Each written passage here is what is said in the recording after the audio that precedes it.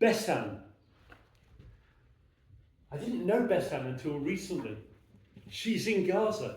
This is a recent still image from her telling a story which she sent to me to be part of the project via her teacher, a very special friend of mine, Amal Mukhairez, through Patefl, which I'm associated with, the Palestinian Teachers of English as a Foreign Language Association, which is linked to Ga2a, the International Association of Teachers of English as a Foreign Language. So that's how I know her teacher, Amal.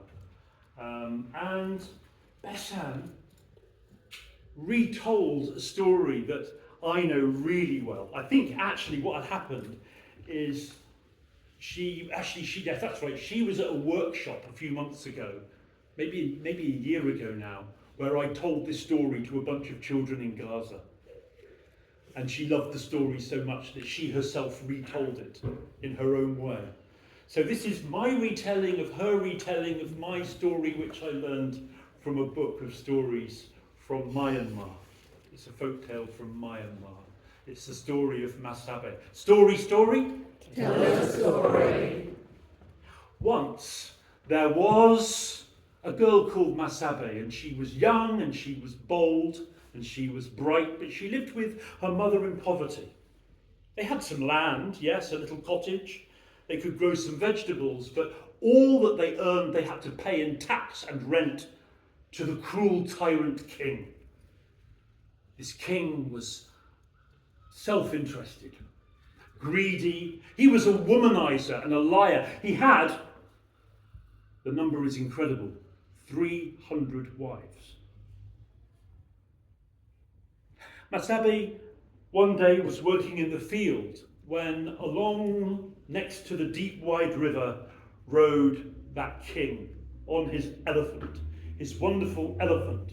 And as he rode along beside the river, he saw this girl working in the fields. And he rode on past all the way to her mother's house. And he called to the mother, "Tell me your daughter's name." "Why are you asking?" said Ma Sabe's mother. "I asked you a question. Your daughter's name." "My daughter is Ma Sabe, but why do you need to know?" "Ma Sabe will be my new wife." "Oh no," said Ma Sabe's mother. Please do not take my daughter. She is too young."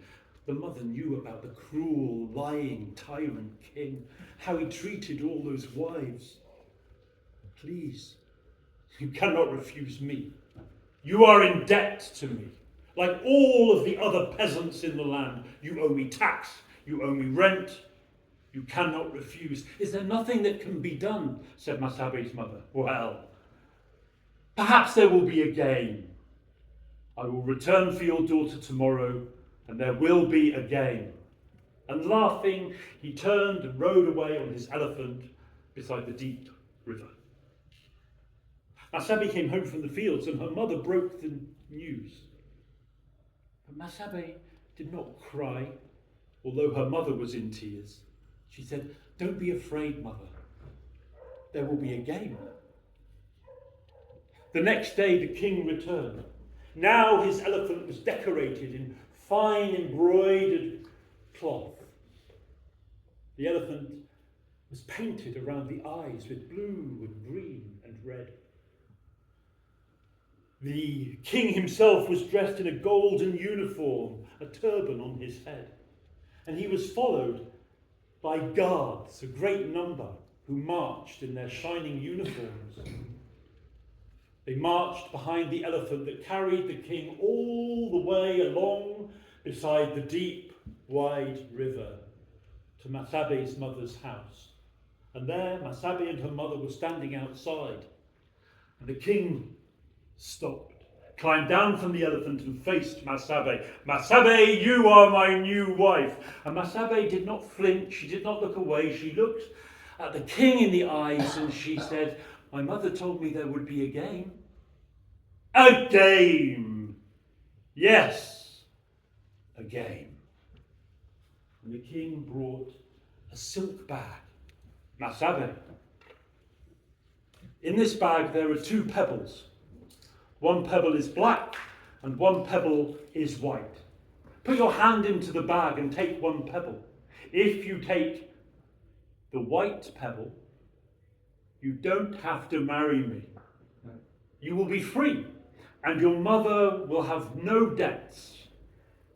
However, if you take the black pebble, then you will be my new wife, and your mother's debts will be cleared. Your mother wins either way, Ma Sabe. Will you play? And Ma Sabe's mother said, daughter, do not trust him, he is a liar.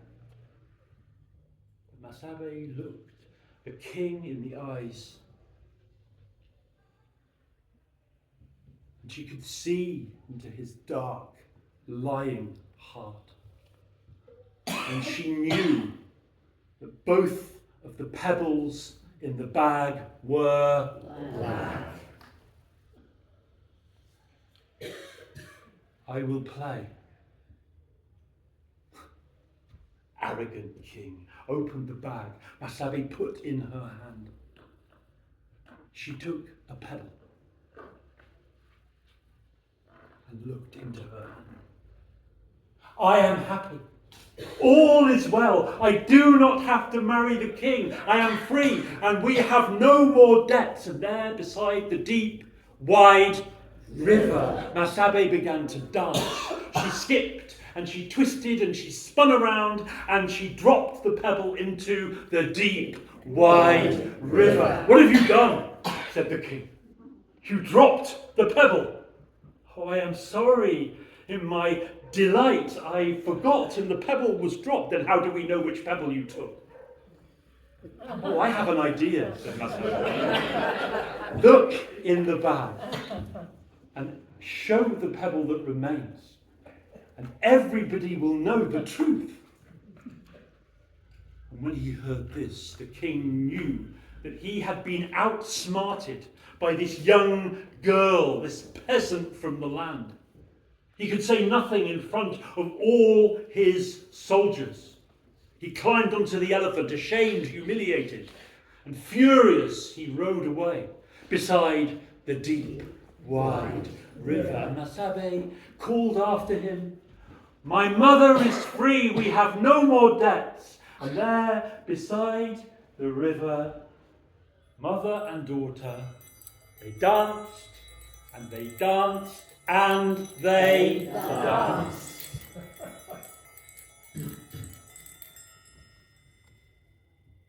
And I think I understand why Besan chose to tell this story.